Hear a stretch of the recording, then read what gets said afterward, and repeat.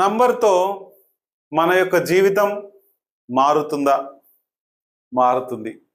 ఎందుకంటే ఒక మంచి నంబర్ని మనం యాక్టివేట్ చేసుకుంటే మన జీవితంలో మన డేట్ ఆఫ్ బర్త్తో మనం ఎంతైతే సక్సెస్ అవుతున్నామో మన నంబర్తో కూడా అంతే సక్సెస్ అవుతాం.